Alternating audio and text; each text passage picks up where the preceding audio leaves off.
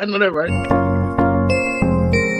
Starting off fresh with KPG. We starting off fresh with KPG.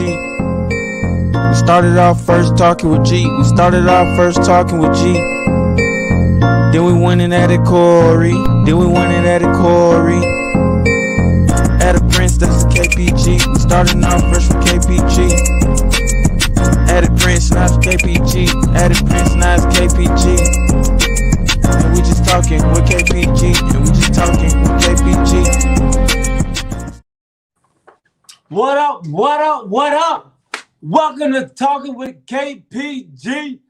I'm your boy G. To my right-hand side, we got our boy, Decatur Wears Greater, ATL's finest. Corey, what up, big homie? And to my dog Corey's side, we got the missing link to KPG. Oh, I gotta be the missing. I gotta be the missing link, right? Our dog, hey, what's our up? homie who's been on assignment. Welcome back, Mr. Prince. What's up, bro? What's up, bro? Love you guys. Glad to be back, man. Been on assignment, man, but I'm back. It was good. Yeah, Hey, man. Corey. Here we go. All right. Hey, My how are you? condolences, dog. My condolences, dog. I'm sorry. Hey, I'll help pay for your therapy. You know what I'm saying? Just send me half the bill because, Yeah. I'm riding with you. You're my boy. I'm gonna ride with Yeah, All okay. right, man. Hey, we got a great show, fellas. We got a great show. We got a lot of topics to jump into today. you. Yes, sir. College playoffs, Yes, sir. NFL, in the hunt for the playoffs. What's going on with my Hawks and the Lakers? My Lakers and the Hawks. We How you got gonna a have lot of both stuff. of them? We How got a you lot gonna of have stuff. both of them? Lakers and the Hawks and Lakers. I meant Lakers and the Hawks. Yeah, I meant Lakers Oh, and the okay. Hawks. I meant Corey's He- Hawks.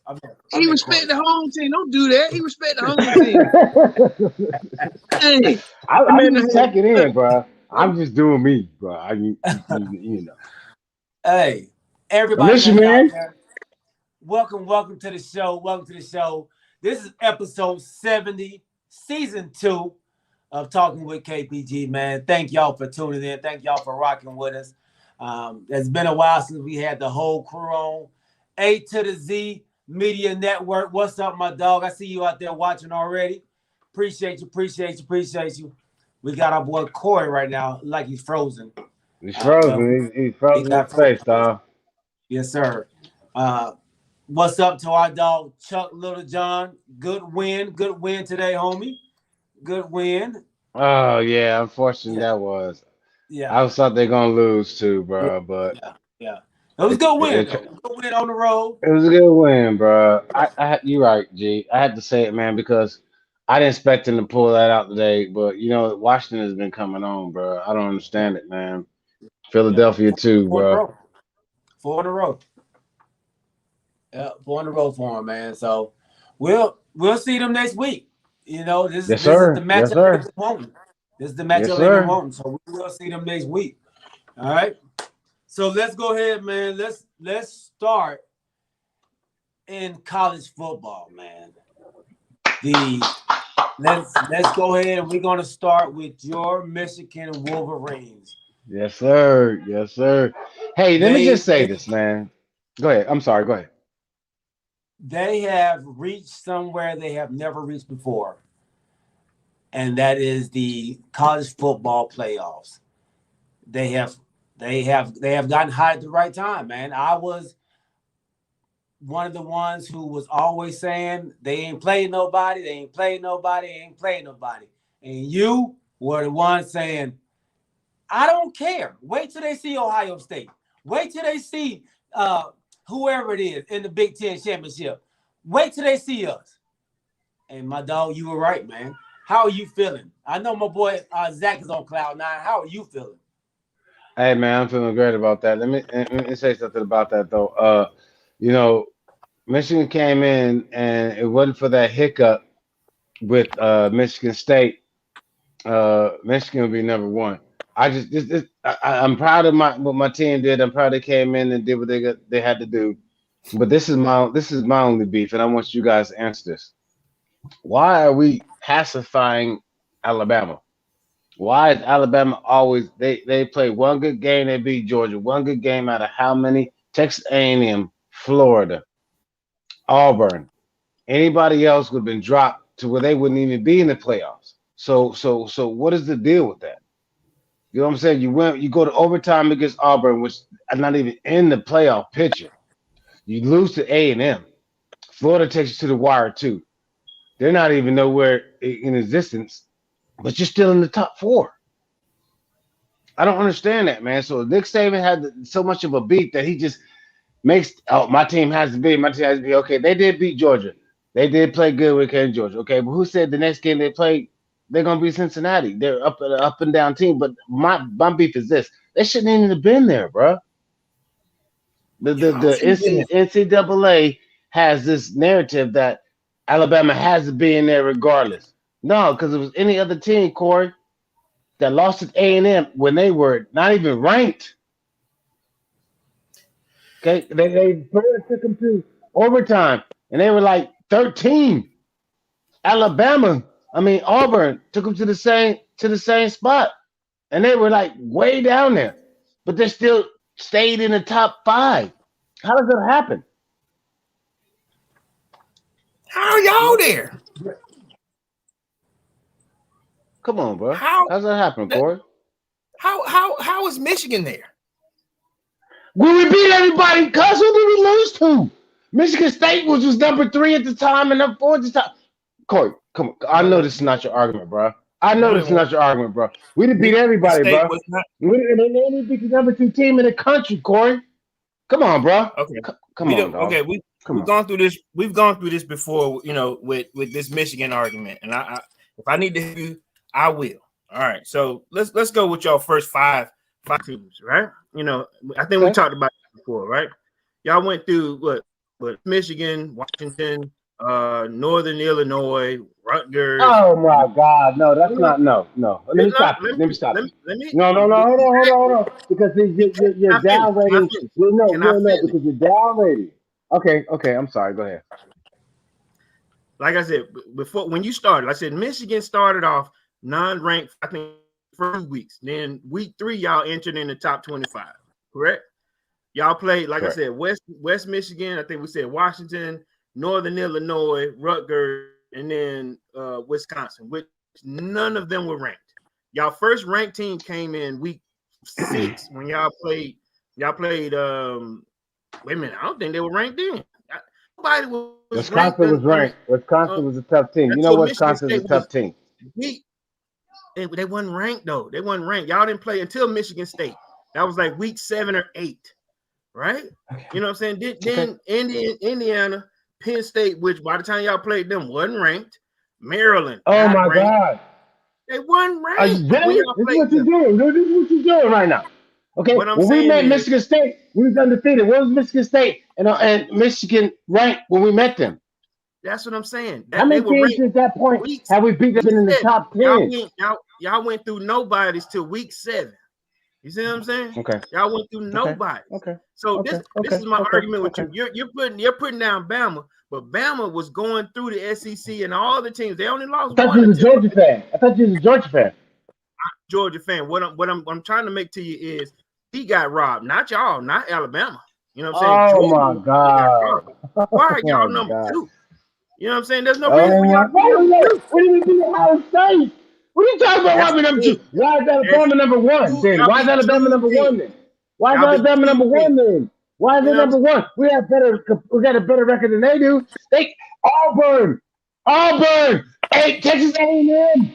They lost to Texas A&M, cuz. Texas A&M. Come on. They get more burned because they're in the SEC than y'all do. Really? So listen, the question that we should be answering is, why did they baby Michigan? No, it's not. No, it's not. They babied y'all. Somebody did y'all a favor. Y'all been getting ludicrous. Oh my God. They did Michigan a favor. G. I gotta call timeout on this, G. I mean, for real, dog. You always been the voice of reason, G. But are you telling me that you think that Michigan did not deserve to be where they are because of the teams that Alabama played They gave them their spot. They gave them their spot, bruh. Gave them. And that's what you saw because they beat Georgia because you thought Georgia was going to win. Now you're saying Michigan don't deserve where they want to be. G? I'm answering your question. Well, I got somebody else who has a little beef with what you're saying too, Corey. I know. Boy, my boy. What's up, dog? Corey, you bum. How are you going to do it, man? Show your face. Show your face. Show your face. I'm in the car. I don't care what kind of car you got. Show your face. Hey, what's up, boy? What's up? Hey, did you get a ticket? How's everybody doing? Did you get a ticket right now? No, I'm not getting a ticket. I'm pulling out of my driveway. Where you live? Where you got a police behind you? Corey, let the man talk, Christmas Corey. lights, bro. Corey, let the man talk, Corey. Let him talk. Okay. It's My Christmas bad. Look like police lights. Okay. I know there's no joy. I know there's no joy in Georgia right now because you choked again, but there's still joy in Michigan fans. Okay. Okay. How's everybody doing, G? Prince? Man. Corey? Doing great, man. Doing great. Good, great, Z. Great, Z. Can you please? You heard our conversation with my boy Corey. Yep. He says that we had an easier path. We were given what we got, and our teams that we beat doesn't matter. But Alabama's ineptity, I had to break a big word because I just came back. But anyway, it doesn't matter if they get beat by A&M, they go to overtime with Auburn. Florida took them to overtime, but they shouldn't even be in the college football playoff because if it was anybody else, they would have been dropped so low it wouldn't have been funny. Well, Do you agree? The thing is, Alabama should be in there and Georgia shouldn't because Alabama took care of business and won the conference. Georgia's the ones that choke. They were number one. They choke every year. Every year they're in this position, they choke. They find a way to lose. It's sad. In my opinion, Georgia should have been kicked out, but they're not going to do that because the SEC is the darling of the NCAA. They make sure the SEC is protected, even though they're weak compared to what they used to be. They're making sure they think Cincinnati and they think Michigan's going to be tune-up games so that they can have this rematch between Alabama and Georgia, but it's not going to happen. Georgia's going to choke again. So who would you choke again? Who would you put in over Georgia? That's where it gets tricky because Oklahoma State, if they would have won, they would have been in. But now we can't go by if now. Not by if. I was saying, but we're saying though. But what he's saying is, if they would have won, if they would have won, I said Georgia out. I say they shouldn't be in, but what I'm saying is it makes it more difficult since Oklahoma State didn't win their conference either, since Notre Dame's not in one. Yeah. But they'll fix the SEC like they do every year. So Georgia should be in. Georgia shouldn't be in the college football playoff because they're going to lose anyway. They choke regardless. No. Don't talk about because what they should, because they're going to lose. But talk about what it is. SEC has always been the strongest conference. But let's talk about what it is. It's not this year. It's not this year. You were on my show. I don't think so. I proved you wrong. It's not the same. We have more ranked teams. We have more ranked teams. You didn't win your number one. The number one team in the nation. This scary defense. Choked, couldn't even win your conference. So that means we should be out. That means we should be out of the the playoffs, right? You're saying we should be out of the CFP playoffs because we lost our conference. Yes. Wow. Because that's how they do it with the Big Ten. Every other conference other than the SEC, they say if you don't win your conference, you're not in. Because that's true. That's true. Because they're the strong. That's the reason why they've done it for Alabama in the past couple of years, and that's the reason why they're doing it now. Alabama shouldn't be in there anyway. If Alabama lost, they weren't going to be in. When they shouldn't be in anyway, Z. It shouldn't be in anyway, Z. When we laced up, we played 7 ranked teams when we laced up and won. Where they weren't all ranked at the time. No, they weren't. When we played, the most difficult team you played was Kentucky. When we played them, they were ranked. When we played them, that's all I'm trying to say. When we played them, they were ranked. When you laced it up, who was ranked when you played them? Okay, let me go there. I go there. You know, if you need that help, okay, Z. We've done it before. Okay, like Corey's doing his research, Z. Answer me a question. Clemson was ranked when they played them. Clemson was garbage, bro. Clemson was garbage. You know Clemson is garbage. Huh? Come on. Clemson is garbage, bro. They were ranked first game of the year. They just played in the championship game. Yeah. How can you say that when they just played in the They championship lost game? everybody. What do you mean? Everybody went to the pros or transferred. They were still ranked. That's what I'm saying. I When love you this mix them up, SEC they were bias. ranked. Everybody always rides for the SEC and doesn't give Yeah, no other yeah. conference any more credit. No, dude. No, Z. I think Michigan had a better win percentage and a better win than through the season than Georgia has. They had a better signature win, beating Ohio State, beating the rival. Georgia can never get over the hump and beat Alabama, and neither can Michigan. So Michigan had the more signature win, beating Ohio State. But we didn't play 7 ranked teams. But at the same time, we actually took care of business against our rival. We didn't choke like Georgia always does. So there's one. If game. that's the case that y'all have, if that's the only case that y'all have, I understand where y'all coming from. You lost the most important game of your season, Corey. You lost the most important. That's not the most important. That is the most important. That's the most important because we're still in. So that's the only reason. I said. So let me say this, fellas. I said to this day, to this season, that's the most important game of your season so far, and you lost it. And guess what? You're going to lose to Michigan. The most important game is that game right there. The Michigan-Georgia game. That is the most important game of the season right now. I understand, G, but I meant to this game until to this point. today. Yeah, to this point. That's been the most important. And Georgia, you have to give me this.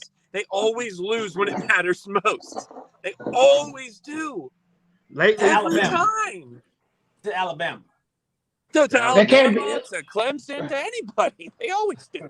When Clemson, whoever else the other powerhouse in the SEC at the time, they lose to. What beat us was, and this is my opinion, what beat us yesterday was gangster ass quarterback play. You know what I'm saying? Okay. I mean, we had no answer for that when he was throwing at will. And hopefully, you know what I'm saying? Hopefully we'll have an answer for that. Now, listen, I've yet to dog Michigan out. But what I said was your schedule in comparison to Georgia, like I was saying before, whenever we laced it up, we played ranked teams. And if you want me to go back to what I was saying before, like what G was saying, we start off the year with Clemson. That was the first game of the season. They were ranked number 3. We were ranked 5. We went up against them. Our next ranked team was Arkansas. They were ranked 8. Okay. So hold on, Court, please. Just 1 second. So Cincinnati. Okay. Go ahead. I'm not bad. Go ahead. All right. Kentucky. At the time we played them, laced up. They were ranked. Auburn. They were ranked when we played them. Then we went on Florida, Tennessee, Alabama. I mean, it's like the SEC is they were ranked because of what? We didn't rank them. You know, other teams they when they laced it up against us, we played them. They beat them. We kept it moving. And all I'm saying is with Michigan at this point now, your question was, how did Alabama get in? Alabama got in because they play a strong conference, one of the strongest that we've seen. God. Now, Michigan has had a great season. I'm giving you that. All I'm saying is, if I would have gave them anything, I would have gave them number 4. We lost to one team, which was Alabama, which should have put us number 2. That's where I'm butthurt at, where they placed us at. Now we gotta look. We gotta read up and prove it against y'all. No. Prince. Go ahead, No, Prince. I just told you what I issue was. This is my beat. Okay, this is what I have to say about that. Corey, okay, you seem to forget. Okay, I give Georgia props. They spanked a whole bunch of people, and then they're going to come to Alabama. I don't know what happened. I don't know if it was the intimidation. I don't know if it was the mental block from the coaches on down to the players. I don't know. I picked them to win that game. But as far as Alabama, there's no way, bro, that you could say all the we were undefeated till we hit a Michigan State fan and we let him run crazy over us. But then we beat everybody else after that. But Alabama had mediocre teams take them to overtimes twice, and then they had a mediocre team beat them. There's no way you can justify that for Alabama. There's just no way because everybody's in love with Nick Saban. So if Nick Saban's not there, then there's no college, there's no excitement or no bravado about the college. No, that's not right. No, because let me tell you something, dog. If okay, this is put it like this: if Georgia would have went to Texas A&M, ranked number 1 at the time, and lost to Texas A&M, do you think they would still have been in the top 5? No. and then after that, go to Florida and go to overtime, and Florida wasn't ranked.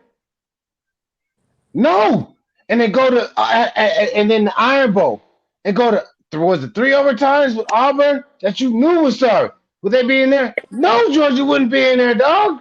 No, they wouldn't be in there. So how can you get love to Alabama when they're just pacifying them because they feel they have better ratings and rankings and Alabama's always in it? There's no way, bro. You cannot justify that. You cannot justify that, bro. It's because it's their darling. You can call them darling if you want to. But what I'm saying is they lost the same amount of players that that Clemson lost last year in the draft, and now they're in the national championship. Why? Because they got a true freshman quarterback that has been playing outstandingly lights out football. I understand that, Corey, but that's not what I'm saying. You're not agreeing to what I'm saying, Corey. You're not hearing me, bro.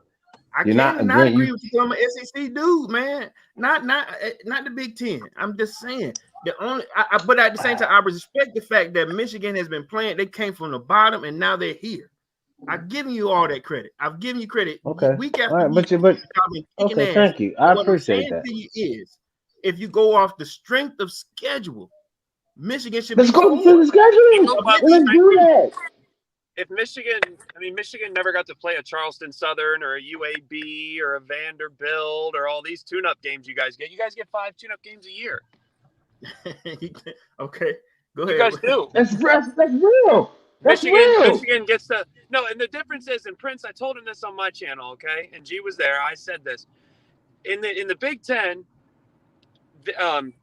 Michigan, Penn State, Michigan State, and Ohio State are always normally the top 4 teams in the conference, and then it's Wisconsin and Iowa. Those are the top 6. When you have the best 4 teams in the conference every year in the same Eastern Division, and they always got to beat each other to even get to the Big Ten championship game, it's tougher. You don't have tune-up games like you would when it's always Georgia on one side, Bama. They don't get to have to play each other until the title game, and that's why they make sure that doesn't happen. So they get to play in the championship game, and one of them loses, but they all still get in the playoff. They try to keep the SEC because that's their darling. They try to keep them on top, just like they used to. They used to do it for the Big Ten. They used to do it for Joe Paterno. They used to do it for these guys in the Big Ten and keep them as the They used to be the darling. They're not anymore. Keep them relevant. They got to keep them relevant. They got to keep it relevant. I mean, like you said, when Iowa was ranked in the top 5. Top 3. They were second. Top 3. Okay, so that's not a city you win. And they still was number 13 when we beat them. Okay, Michigan State was ranked in the top 5. Ohio State was ranked in the top 5. Wisconsin, when we first played them, they were ranked in the top 10. So you can't say we haven't had cities you win. Why are you making up these? No, they weren't. Why are you making up these? Oh, my God, bro. Oh, my God. No, they weren't. No, because you said we don't deserve to be here. You just said we don't deserve to be here. We deserve to be here. Michigan deserves to be here, bro. They did something Georgia never will: beat the rival when it matters most. Hey, whoa! Y'all had 7 chances. Y'all listen. Y'all got y'all butts kicked the past. Y'all had 20 years of chances. Have you done anything? No. It ain't been if anything, we are. If anything, we both have the 2 things in common. And your coach has had the same thing until this year. Okay. Now, okay. We can say this here with a little bit of confidence. You can't. I ain't saying this. No, I said you can't. It's hard to beat a team 2 times in a row. Right? If we get the opportunity, if we get the opportunity, which we got to go against a powerhouse in Michigan. You got to have a great season. You know what I'm saying? What the question was, why is Alabama always, baby the coddle and put up, the highlights or whatever? Alabama is a tough squad. You got to look at it like this. In the past 5 seasons, let's just go with the past 5 seasons. They've only lost 3 games. Yeah. But still, we're talking about this season. This season. I'm gonna be honest. There's not 4 better teams better than Alabama out there. But there's also. I mean, they were also talking about leaving Cincinnati out of the playoff for Notre Dame. The point that I would try to make is there's bias towards certain teams, and Alabama's deserved that bias because they've been so damn good for so long. I'm not saying they don't deserve the bias.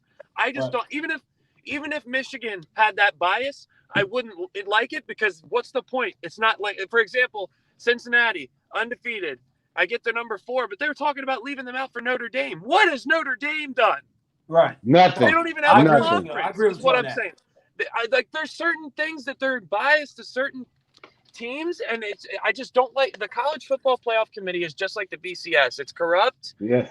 It's wrong. It's so flawed. They need to expand it to 6 teams in the college playoff to give, for example, it'd be Alabama and Michigan the first round bye, or whatever the case. They need to put whoever it is 1 and 2, but they need to give 1 and 2 a first round bye and have it a 16 field. No, So Z. none of this arguing and complaining even happens, so that there's more. No, people. Z. I think it should be 10. I think it It's too should many be 10, games. Z. Too many Too many games. games. No, but you can still work it out like a tournament like everybody else has. Okay, you say 6. Okay, so you add a couple of more teams, but you can still let the people in that deserved it. I mean, how many? I mean, we had a bunch of great teams, even though Oklahoma State, Oklahoma they lost. Baylor pulled it out. Oregon. I So mean, let me say you this. had So let me say this, Prince. Do you think any of them teams, Oklahoma State, Baylor, can beat any of these? Let's say the top 3. Well, no, they're not even. That's not even who would get in. G, who would get in is Ohio State and Notre Dame, and Ohio State could definitely at least be competitive. I'm not saying I agree. What I'm saying is it provides more polarity. What this does is adding it to 6 games is stop people like me from complaining. Is to stop people like like me and like if Prince, like the 1 year Prince, it was Ohio State was 4th because they won us, and then Penn State was 5th, have been 4th, or whatever the case. Penn State was and Michigan was 6th, and that was when this all started. If those 2 got in and had a chance at redemption, that would have been more ratings, and it would have been more fun to have a 16 playoff. So, like for teams like Notre Dame, we should be in. Okay, now you get a chance to see what you can do, and then they get blown out, but at least they get their fans shut up, so they get a first playoff. You don't want to beat these young boys up, man. They want to play in the NFL. Y'all want to do all these playoff games. Y'all want to give them an NFL schedule.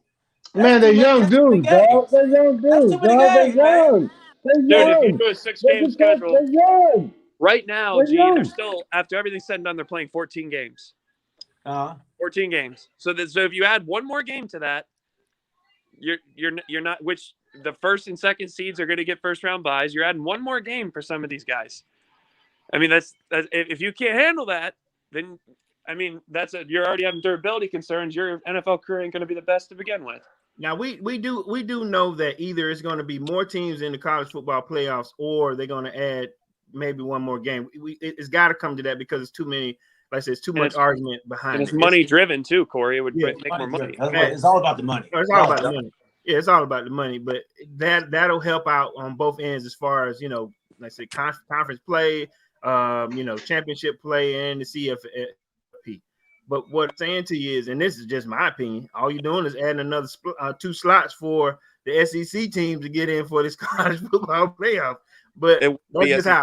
Oh my God! You just want the SEC. That's all you worried about. But what, let me ask you. I'll mention this here about that comment with Cincinnati being dipped or looked over by Notre Dame. They couldn't do it because Cincinnati beat them heads. Yeah, but there was talk about it. That's how ridiculous this playoff thing is. There was talk. It's all somebody.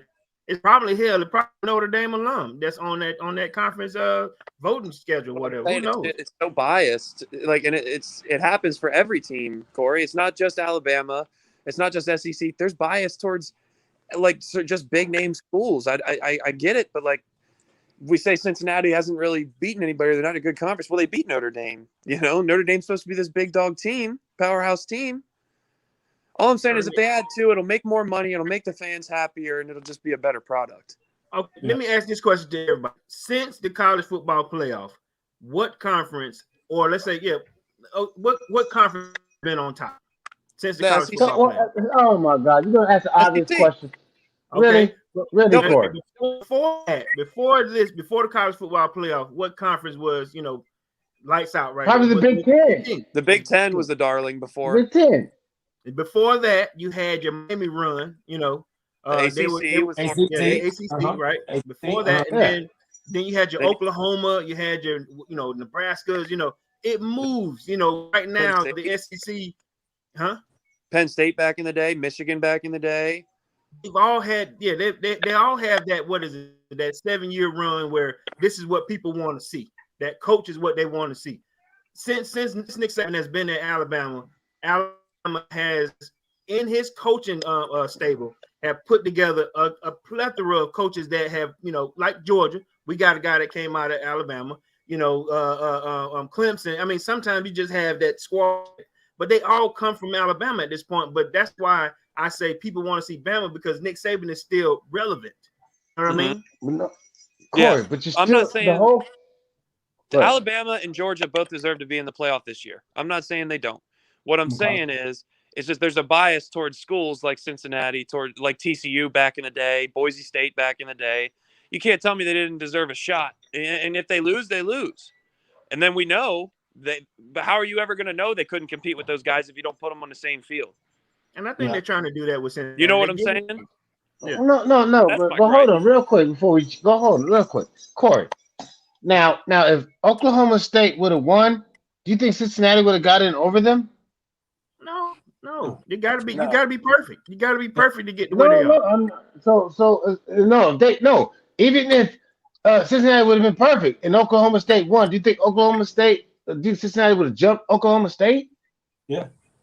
I think so because Cincinnati had troubles with who was it? TCU. They had troubles with Tulane. They had trouble. It's all about style points too. That's why we have a fine line, though. For style points. So that means Michigan should have been number one and not Alabama. No, we beat a number 2 team too. The only undefeated team left to be number one. So I mean, Cincinnati should be number one because they're undefeated. No. Yeah, they're not the best team. If anybody should have been number one, it'd have been Cincinnati. They're undefeated. Like they're undefeated. I know they have a weaker schedule, but a lot of times, and Corey, SEC is the dominant conference over the last decade plus. But at the same time, you can't argue that a lot of times they have easy schedules too. I'm not saying they always have cakewalks, but they do have easy schedules that they take advantage of. Like every college football team, if they have an easy schedule, they still got to take advantage of it. But if you're 14, if you're 12-0, you're 12-0. Because that's what if Alabama, I've multiple years there 12-0 when Florida was terrible, Clemson was terrible, South Carolina was terrible, Georgia was terrible. They were all terrible. And Alabama got the cakewalk, and they're like, well, we still handled our business. We're still undefeated. That's why we're number one. Okay, we'll use the same energy for Cincinnati. Michigan should stay at number 2 because they're still a one-loss team. Cincinnati should be number 1. Yeah. All right, we gotta move on, fellas. We gotta move on. All right, yeah. But I like Brandon says, man, a one-loss Alabama and Georgia is better than Cincinnati and Michigan, is what he's saying. We'll see. We'll see. Because they said Michigan's Georgia. They've only met up one time. They won and won. 1965 and 1967. Oh God. None of us. Ask me, G. Ask me. Go ahead. Ask me. What? You had a ticket? You were there? Who's gonna win? Ask me. Go ahead. Who's gonna win, Prince? We got a lot of time. Michigan is gonna win. Michigan. Hail to you know what's so funny about this, G? And Corey and Z. You know what's so funny about this? About 2 months ago, when Georgia was on their run before they met Alabama and before Michigan played Michigan State, I had a conversation with one of my homeboys, Mandrell, and he said, "You know what? I'll tell you what. There's no way that Michigan's going to ever play Georgia because they're not a good enough team." I said, "You just sit here and wait. Michigan's going to play Georgia either in the playoffs or national championship. They're going to play each other, and Michigan's going to win." And I swear to God, that is what it is right now. Michigan deserves to be here. Georgia wet the bed against Alabama, and Michigan's hungry. We're hungry, dog. Can I bring this back to earth a little bit for Michigan fans, G? Can I bring this back to earth a little bit? Yeah. So George, and again, I love Michigan, Prince. So don't take this, to heart. I'm just with Michigan and Coach Harbaugh has the perfect blueprint to beat Georgia, but I don't know if they're going to execute it. The reason I say that is because Georgia has such a good defense, but they've never played under pressure until yesterday, right? They haven't played with a behind in the fourth quarter at all the whole season. So it showed right there they didn't respond to the pressure. But they're going to be angry. They're going to be ready to get revenge on Michigan. But if Michigan can run the football, control time of possession like they have been for the past 5-6 games, and Cade McNamara, people sleeping on him, he's in the top 15 in the nation in total QBR.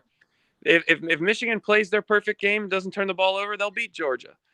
But it's just, will they do it? This is uncharted territory for Michigan. It's going to be a heck of a game, no matter who wins. It's not going to be a blowout. That's all I'll say. No, I never said that. I didn't say I never that. said I'm just saying I'm not guaranteeing a victory. Yeah. Will will the lights be too bright for the first timers? And that is Cincinnati and Michigan. Will it be too bright for Georgia though? Because Georgia chokes all the time. This is Michigan's first time. We can't act like Georgia. We can't act like Georgia what wins the every hell? big game. That's what I'm saying. Georgia that? wins every time it matters most. Georgia Georgia what he's saying is- last time Georgia ain't been close to a national championship. Georgia's been here though. We've been in the mix. Oh the my lights God, not but too Michigan bright. has too. But it's not the first time for Michigan. Georgia has Georgia's big brother or dad or whatever you want to call it is Alabama. Yeah, They're not afraid of anybody else. So but that's a good thing, G. Huh? That's a good thing, G, because they might overlook us. That's a good thing. They're not overlooking you. I think when you get to this point, you ain't overlooking nobody. It's 2 games. You know what I mean? You ain't overlooking nobody. What? All right. I don't think so. I think all Georgia fans I'm gonna say this, and I'll hold my peace on this. All right. On this Alabama game, when they played us, Alabama ran the ball 12 times. That's it. 12 times. They went in the air. Now, what Georgia is prepared for is my man Hassan Haskins. You know, Michigan is a run team first. You know, I like your quarterback. What is it? Cade McNamara. I like McNamara. He got a lot of heart. But McCarthy guys play off the run game. That pass option is off the run game. Now, if anything, we're evenly yoked against a Michigan team. We're ready for that, unless Cade comes out, like Bryce did, and decides to throw 48 times.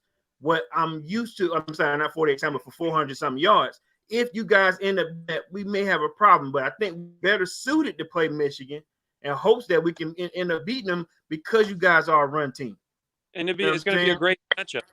It's going to be a great matchup, because let's, like Georgia has a top 3 defense every single year. They're always a great defense, and so is Michigan. So it's not like Michigan isn't going to be ready for your offense either, because they're really good against, they're really good on defense. They're a factory for turning out defensive players in the NFL. So they do have good defenders, but at the same time, it's not just run. It's the trick plays. Shit, pardon my French, but the running back threw the best pass of the year for Michigan in that 75-yard bomb. Like, they can do anything. And Cade McNamara, if you look, his numbers aren't always they're not going to pop off the charts, his numbers. But when you look in a game, the throws that he makes, they're pro throws. He can make every single throw. It's that Harbaugh likes to run the ball. So don't be surprised if Cade has a big game against you. That's all I'm saying. He's top 15 in QBR in the nation. I'm not saying it probably won't happen, Michael Franklin. You're right. But what I'm saying is there's a chance. And as long as you got a chance and you're in the dance, you don't know what's going to happen. Especially against a team like Georgia, because Georgia and Michigan both are unproven in this state. Exactly. Because Georgia hasn't done anything and Michigan hasn't even been there. So it's going to be a good game between 2 teams that have to take that next step if they want to win a national championship. And we got a 2-headed monster. We just don't have 1 running back. We have 2 running backs. You have 3. Blake Corum, 3. Donovan Edwards, and Hassan Haskins. Donovan Edwards. Corum is a home run hitter. He's a home run hitter, bro. Mm-hmm. Never heard of him. All right, well, let's move on. All right. Your wife did. It's been a lot of college football talk. But I do want to talk about this HBCU championship matchup that we have now. The SWAC MEAC. Deion Sanders' team. They won it. Jackson State, man, they won the SWAC, so they will be meeting up with South Carolina State at the Georgia Dome on December 18th, it is, right? It's going to be a great game. Yes. Did I say the Georgia Dome? I meant Mercedes-Benz. Mercedes-Benz, yeah. Close enough. Whoa. You're going to get hate mails, Nick. You're going to get hate mails tomorrow. Close enough. Yeah, close enough. Give me your thoughts on that game, Corey. Go ahead, Corey. Keep going, y'all. Keep going. Go ahead. Once again, the SWAC to MEAC, which they've been doing a bunch of times. Charles had given me some good information. The SWAC, versus the MEAC, we're a little bit down. I'm a SWAC man myself, like I said, Southern University. Go Jaguars, though we're not here. I've always been a SWAC guy, so I'm going with Deion Sanders and his squad. Deion has lights in terms of bringing a conference, a lot more light this year. You know what I'm saying? Though we've always known what SWAC can do, but I respect the fact that being the coach of the year in our conference, what he's done is brought an element that a lot of these teams, a lot of these players hadn't seen, and it's gonna be good. It's gonna sound like it always does. I'll probably end up being there, me and my wife, because we support it as much as we can. And if we don't, I mean, I know I'll be watching it on television, but it's gonna be real good, man. Real good game. Good. Zach? Yeah, man. I'm looking forward to it. I haven't gotten a chance to really see Deion Sanders run the sidelines yet. I'm looking forward to it. He's obviously building a great program over there, and they're only going to get better with recruiting because his name and his cachet, and just how good of a person he is on and off the field. You know how much G and I and Prince and I love him. And you Corey, you're an Atlanta fan, but he's a great coach. He's building something, and it's good to see. And hopefully that team, if he doesn't leave for a bigger program, which I don't think he will just yet, maybe he can put them in that same. Maybe he can put them in that same category as like a Cincinnati with a Cinderella run to the playoff once he gets his players in there, because it's going to take 5 years. Everybody knows it takes 5+ years to build a program up to where exactly you need it to be with recruiting and style of play and getting your guys in there. But this is the first step, beating a team that really has controlled them and controlled that school over a bit of time now. So be a great game. Looking forward to see it. Yeah, no doubt. Two coaches of the year going against each other is going to be great. Coach Pugh, he's been there several times. He's been coach of the year like 5 times, I believe it is. So he's not new to this, man. So he should actually come out here and maybe I think actually have the upper hand on Jackson State, because I'm not gonna say the light's gonna be too big for Deion, but it's a little bigger, man, when you playing on that stage. Let me tell you what I like that Deion and a few other guys have started. Like I said, with a lot of these HBCUs, we understand that they get a lot of times they get the second tier, a second tier look a lot of times. Though they get their fair shot, but guys like Deion Sanders, guys like what's running back that was at Tennessee? I keep messing his name Eddie up. George. Eddie George is at Tennessee now, right? Then you got Grambling, who's looking at one of their ex-NFL players that that what they're doing, what some of these NFL players are saying is, let's go back to to our bottom roots and let's see if we can get these guys at a competitive nature to where they could probably play some of these mid-major teams and compete. Not saying win, but like you said, you got to start somewhere in hopes that you get a chance to get some of these guys some burn and some play. I mean, Deion Sanders said there's no reason why we should ride a bus all the way, with 4 states over. We should be able to take a plane. We should be able to get a sponsor that can take us over there. We should be able to have, the same amount of like what he brought in 3 people that used to be 2 of them that used to be on the Cowboys. What is it? Like the strengthening squad or whatever. These ex-Cowboy players or workers that used to be there. He offered them a job, said, listen, let's bring this squad up. I'm not saying that they have to be there forever, but what you do is you build that foundation with good training, with good trainers, and hopes that you'll build that squad. He brought his own son. That was at Miami. That Miami, he was supposed to be at Miami. Mm-hmm. Shador transferred to Jackson State to be with his dad, and he's doing pretty well. So I just hope that it continues, throughout the SEC and the MEAC. I'm sorry, the SWAC and MEAC. Yeah, he's doing very well. He's freshman of the year in the SWAC conference. Did he get freshman of the year? Did he? Yeah, freshman of the year. Okay. Yeah. Okay. Yeah, so. And also too, what a name like Deion does too is get more funding for boosters and for and things like that, because he's a Super Bowl champion, one of the best to ever do it. He's the best defensive back to ever play this game. Yeah, so he's gonna get booster funding. He's gonna get just more hype around, and they're gonna be able to have a better program where they don't have to ride the bus, where they don't have to do certain things. They get more athletic training things and better treatment, and they're going to be a healthier team. It's more durable. It's just going to be good for that conference and as a whole, because then other schools are going to want to compete with that. So it's just going to bring that conference up. No, you're absolutely right. You're absolutely right. Mike Frankie said, no, he isn't Dale Green. I have to disagree with you. I have to disagree with you a lot on that. Dale Green was nice. He was one of the fastest. Yeah. He's one of the fastest. Yeah, but he he's not Dion. Dion. Yeah. He wasn't Dion. Just because you play a long time doesn't make you better. Darryl Green was the fastest for 20 years. You know what I'm saying? That, I get, he was over time, but Dion was exciting. Baseball. Speed isn't the only thing that's great. We're shutting down one side of the field. Yeah. Darryl Green went on that. Yeah. Yeah, he'll probably catch him, but he wasn't shutting nobody down. Right. I'm sure you do, Chuck. I'm sure you do agree with that.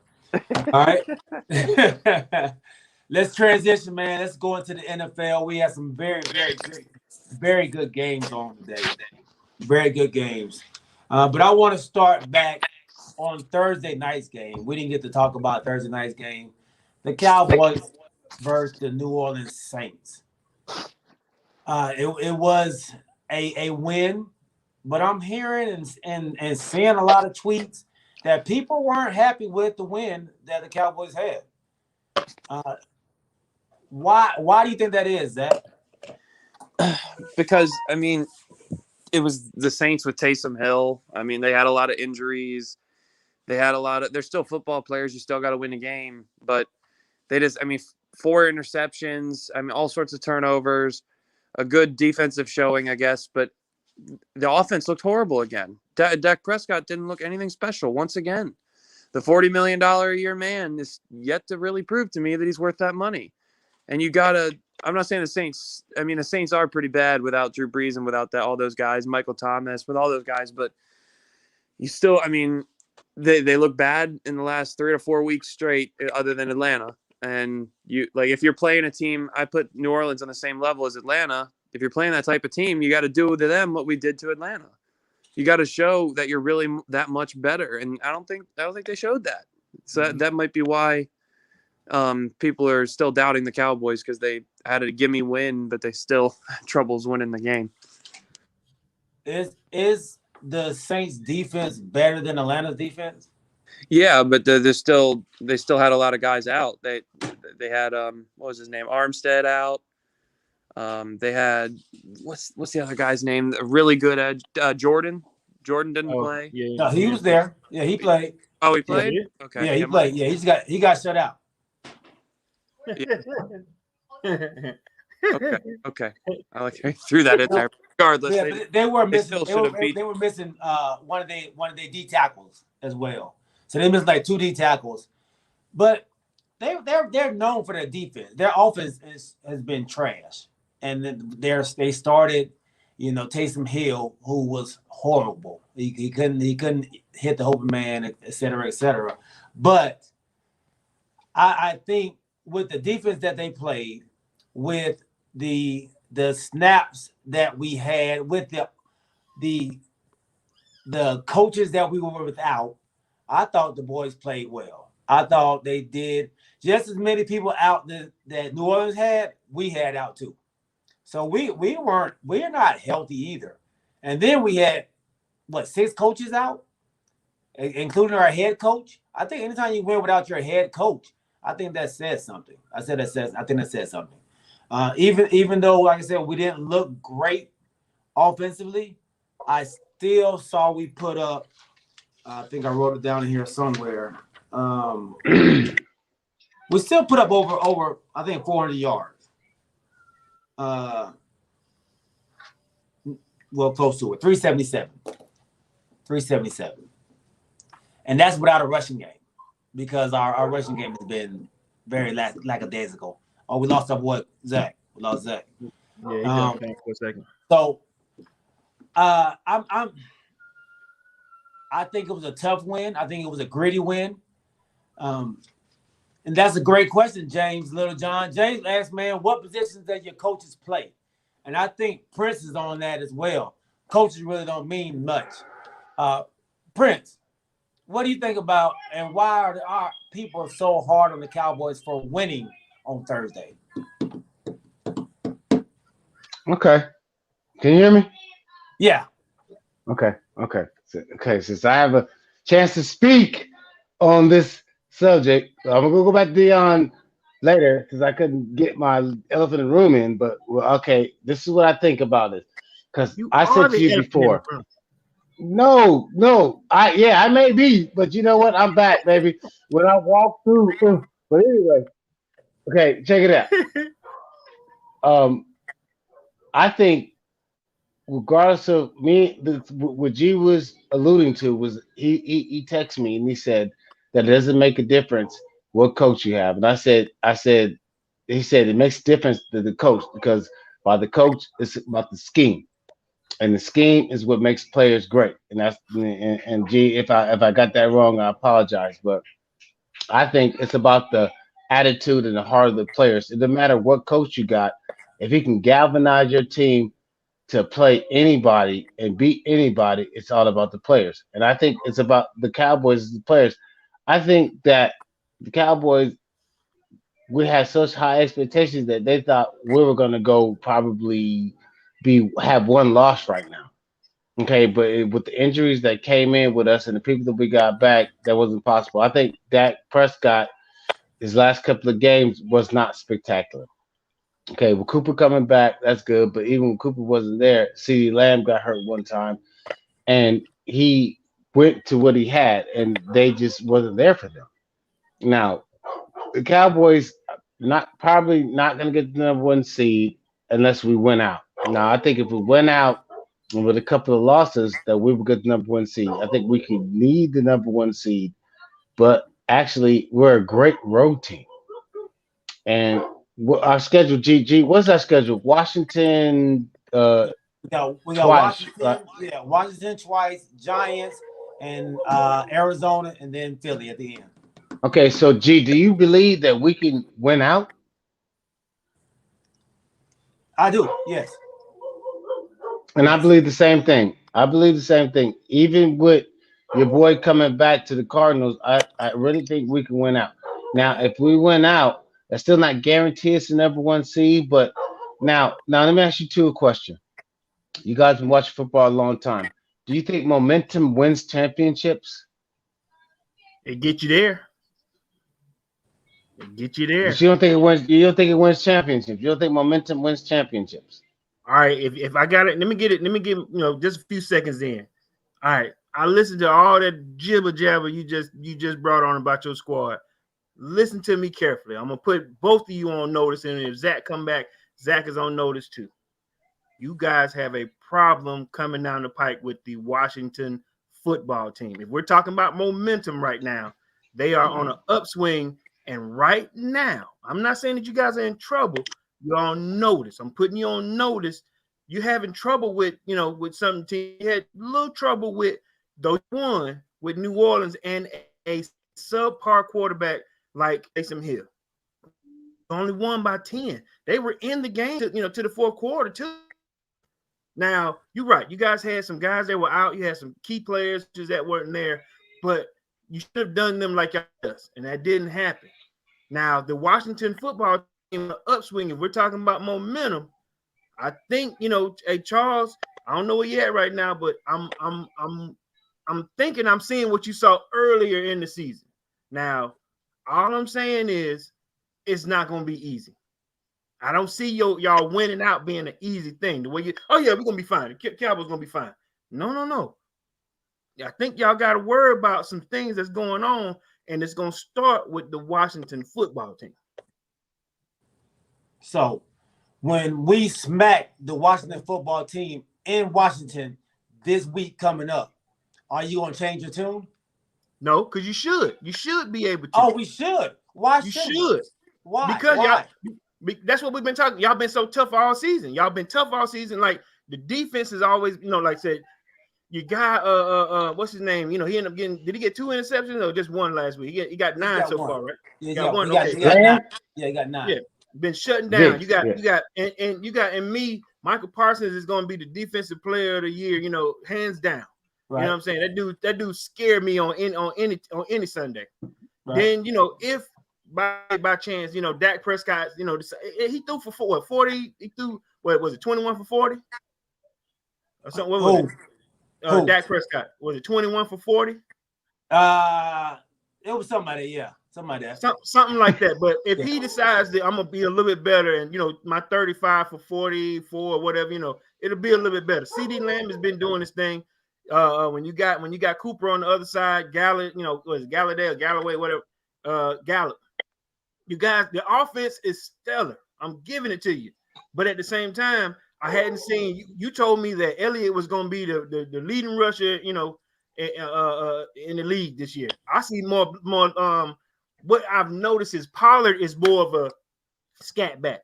Then you got Elliott who wants to pound it downhill, but they can't figure it out just yet. Every now and then you'll see some brilliance, but then they don't show. If you guys don't show up, Washington will be there to clean up your mess. If you win, cool. You're supposed to. So you sound like Alvin. You sound like Alvin right now. You're playing at both sides of the fence. What I'm saying. We didn't expect that out. I'm saying that Washington is on an upswing. I've been watching them. What is it? 4 games in a row? I think 5. 5 games in a row. 5 games in a row. 5-game win streak. No, 4. I'm sorry, 4. 4 in a row. Yeah, 4 in a row. 4. 4-game upswing. I ain't saying that the teams they've been playing is tough, but they figured out ways to win. Now, the Cowboys have figured out ways to, on days, I watch y'all, how y'all, if you guys lose, y'all lose. We should have won that game. Bad management. They got nothing to lose. That's all I'm saying. The Washington football team got nothing to lose right now. And they still in the hunt for a playoff spot. Why they don't have nothing to lose? Didn't they win the division last year? Why they don't have nothing to lose? We didn't. Let me change it. We didn't expect them to. That's what I'm saying. Sort of like the Falcons. We didn't expect them. If they end up doing well, you go, okay, they're doing all right. Well, no. In the beginning of the season, we said the top two teams in the NFC East were who? The Cowboys and who? Washington. The Washington football team. Oh, I don't remember saying that. Yeah, but I thought we said Tampa. No, in the East. Oh, your division. In the East. In the division. My bad. Yeah. Okay. Our division. But I probably said the Eagles. But you did. I probably said the Eagles or probably New York. I didn't say your team. I didn't. Yeah, I know. You never said it to. You never said it to. Yeah. Okay. Real quick, because I gotta go get my mic. But real quick, I gotta get my mic. Yeah, I do, because I gotta. He can't walk home for 10 miles. But let him walk one. Our expectations of our team, we still are at a point that we never said we were going to go undefeated. We never said we were going to go undefeated, but we know it wasn't going to be an easy road. But at this point of the schedule, we have a great chance of finishing our last couple of games undefeated. Washington is a great adversary, I give it to you, but they don't have a better team than us. Now if we show up and show out, Washington is not going to beat us. I ain't saying that. They're not going to beat us. I understand what you're saying. Yeah. I know you're putting us on notice because you had no other choice because Atlanta's not going nowhere. So that's fine. I can understand that.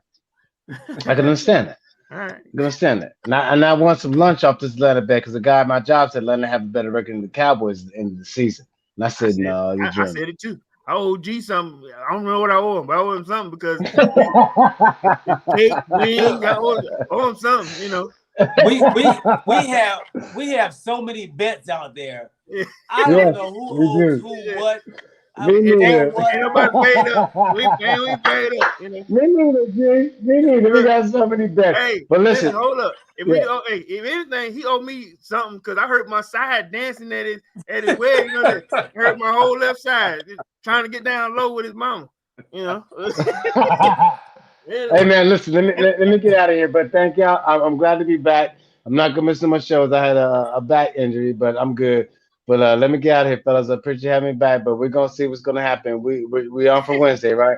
I heard Timmy folded you up. Hey man, stop it, dog.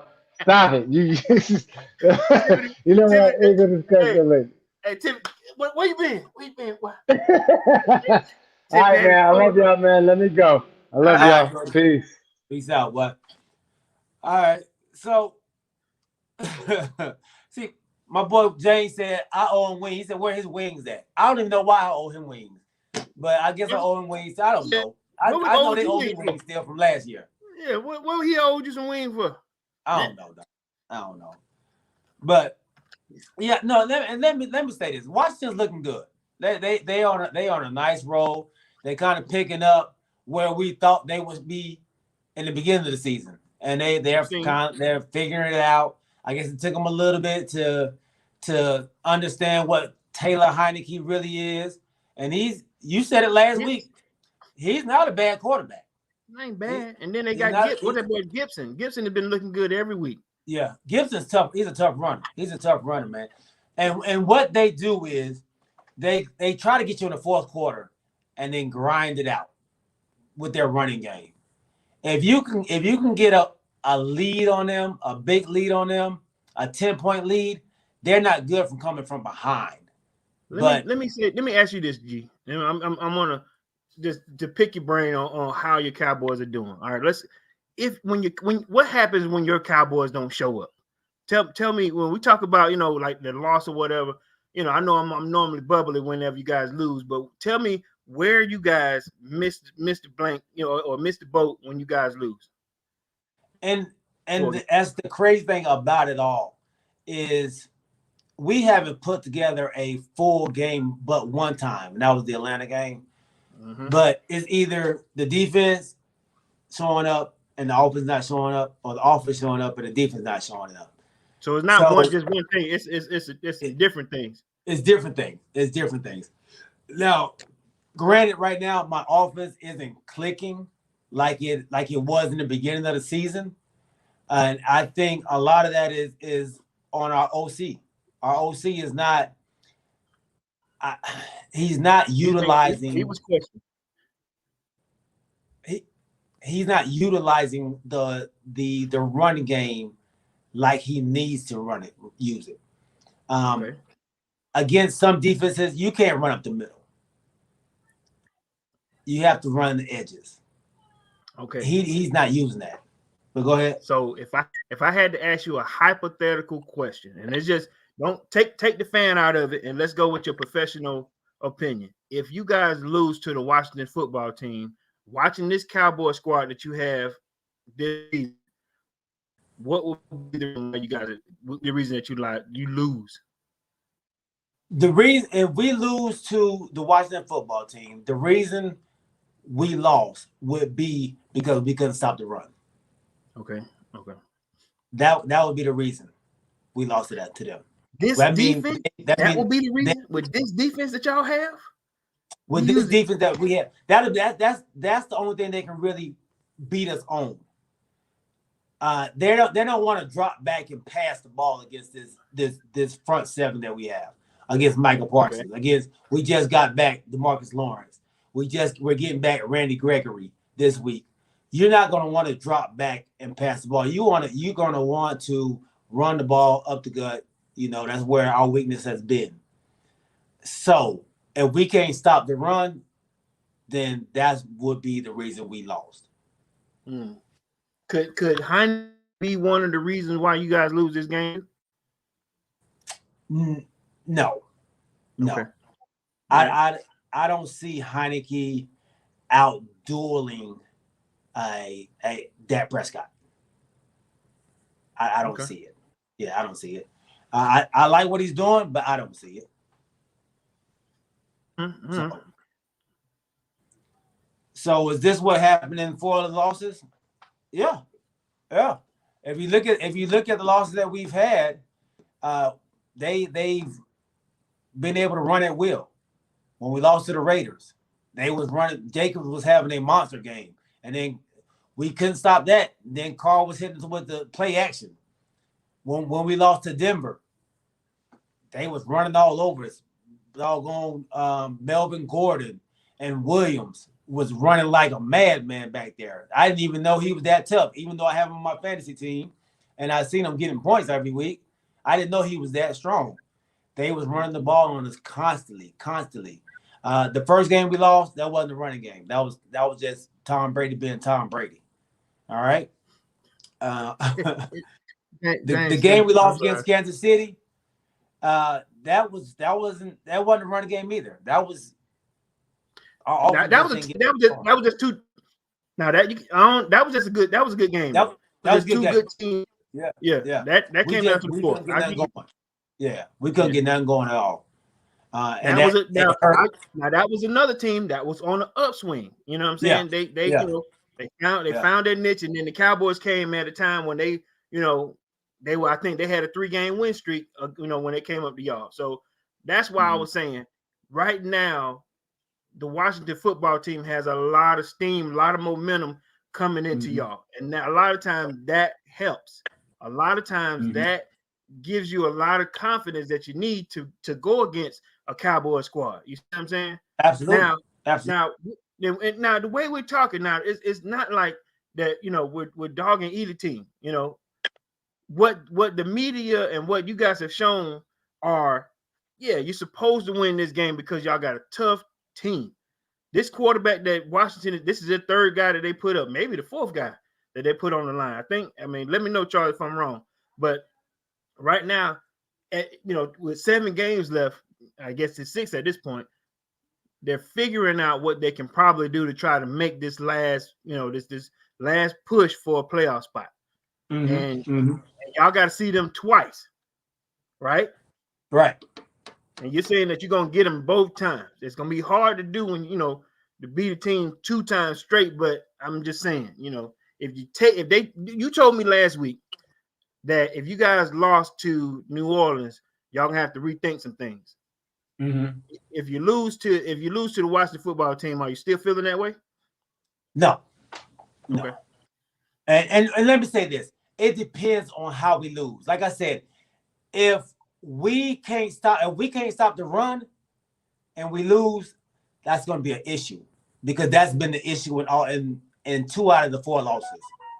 When you get into the playoffs, that's where it hurts you. But I'm at the when y'all played New Orleans. Hey man, listen, they played with y'all for 3 quarters now.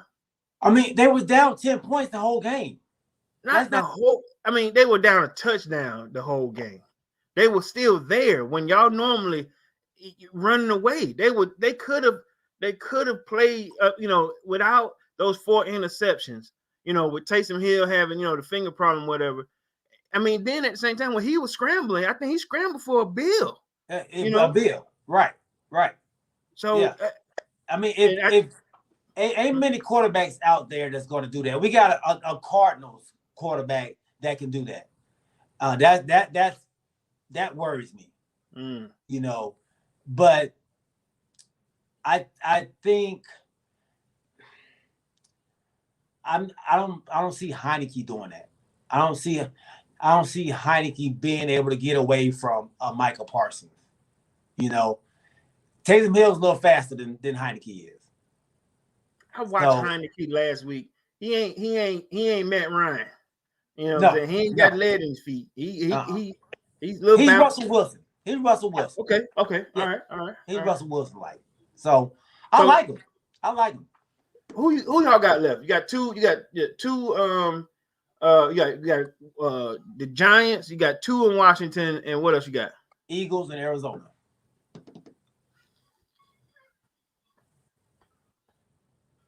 That's 7 games left. That's 6 games, right? 5 games. 5.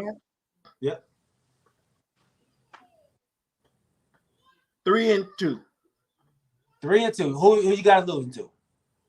You're gonna take one from Washington. At least that's how I feel. You're gonna take one from Washington and Arizona. Okay. So that put us at what? 12-5, right? You still there? No. That puts us at. Is that 11-5? That puts 11-5. Yeah, 8. 11-5. Y'all got 8 right now, right? Or 9? Yeah, 8. Yeah, 8. Yeah. All right. So 3-2.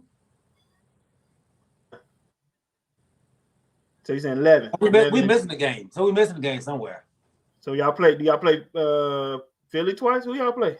No, we got Philly once. We got the Giants once. Cardinals and Washington twice. That's it. That's 5. And Yeah, that we got 12 games. Yeah, 17. That's 17 games. Okay, then we ain't missing that. I'm just saying 3. Y'all gonna take. Oh, okay. You got 3. I'll say yeah. Okay, yeah. So we 8-4. Yeah, you're right. So that's 11-6. You guys 11-6. I got us going 12-5. I had it from the beginning of the season 12-5, and I'm sticking with 12-5. I'm sticking with 12-5.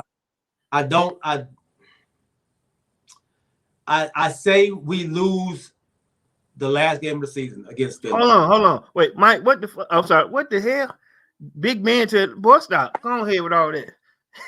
Big man to the little. Whoa. No.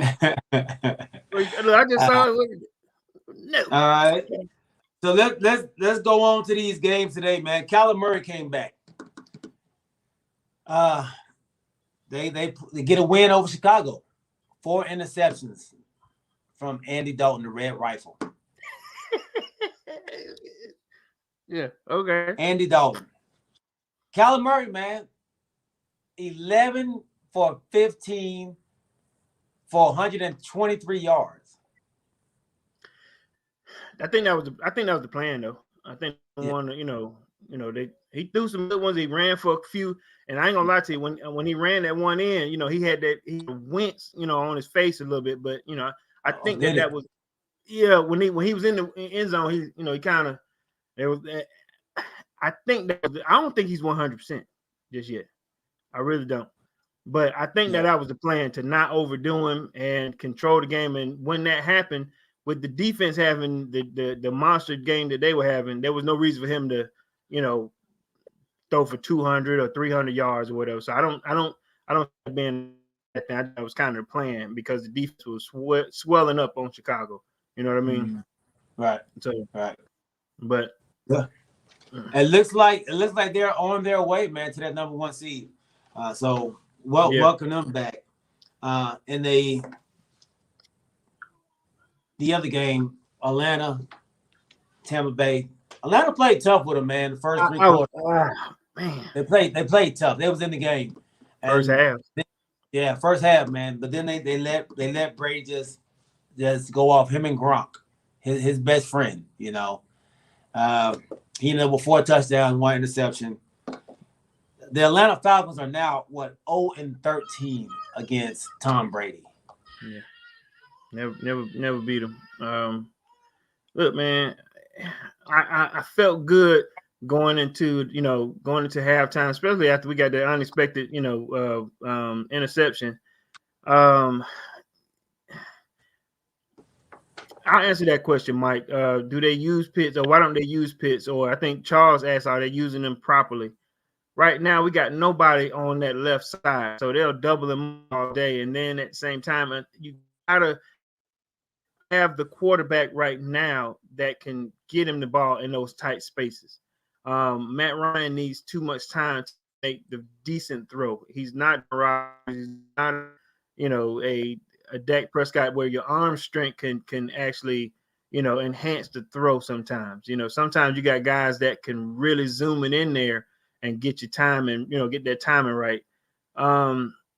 Matt needs too much time. You got 3 seconds to get the ball off. 3, by that time the defense is on your butt. Right. And we know that, Matt he's not a scrambler.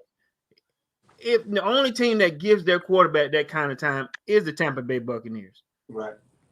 He can sit there, hit that ball, go through your progressions and get it off. We don't have that type of team. This like today, Jake Matthews, he struggled on that right side. And Ndamukong Suh and I forget the other dude's name. They were pushing and pulling them guys. Villa. Yeah. Oh man, Villa. He was swimming on him. So. Yeah. We don't have a type of team now. If our offensive line could hold for 4 to 5 seconds, yeah, we'll be all right. Yeah. We got a bunch of no-name, wideouts that they're trying their best, but we just don't have the weapons. We don't, man. Yeah. Okay. Well, this probably put a smile on a lot of people's faces. The Detroit Lions, man, they come up with a huge win over the Minnesota Vikings. Yeah, Vikings fans have been clamoring to get rid of their coaching staff for the last 3 or 4 weeks, and then Minnesota come up with a big win, and then they're back on the train.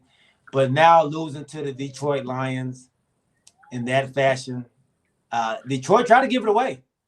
Tried to give it away, but Minnesota gave it right back to them, man. How do you feel about that, man? Give me your thoughts on that game. man. So I watched the the after game conference, whatever. The coach, he's a real emotional guy. If anybody deserved to win, he does. And then he said, he dedicated that win to the high school, for the victims of that high school. He said Detroit is going through a lot. He said then to have a football team has been trying their butt off to get a win. He said, man, he said they had been talking about it all week, and they got some people that they know. Some people are kind of close with what happened with that school. They had 2 guys that had been to the high school on the team.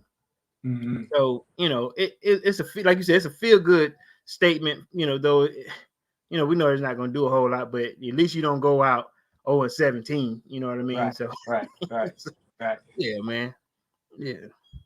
On Twitter, they said when they relinquished the lead, they said, what's the chances? What's the percentage that Dan Campbell, the coach of the Lions, actually starts crying again on the stadium?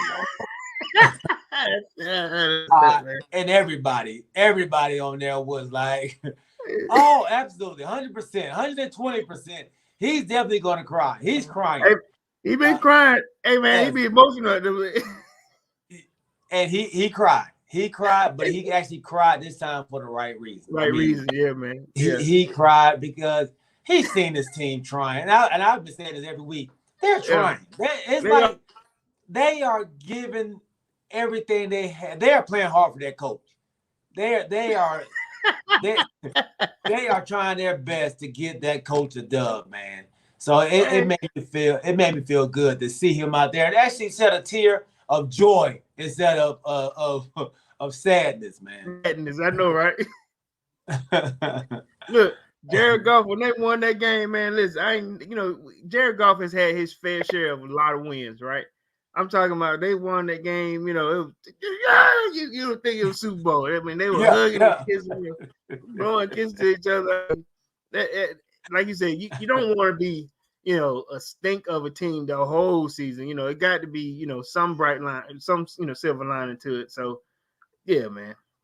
And I think, remember, we even had a session on the show where we kind of went over, if the wins and losses, and I don't think we came up with nothing.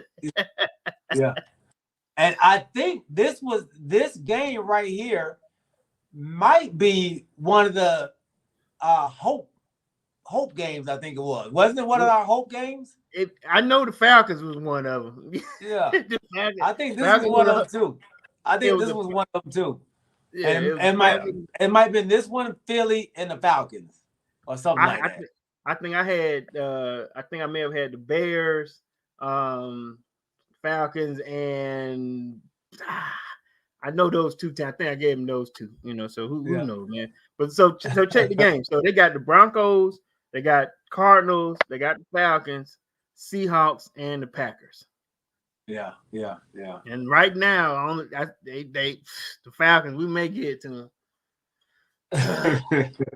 Anyway, man. Okay, so the New York Jets, they fought hard against the Philadelphia Eagles without Jalen Hurts. Minshew.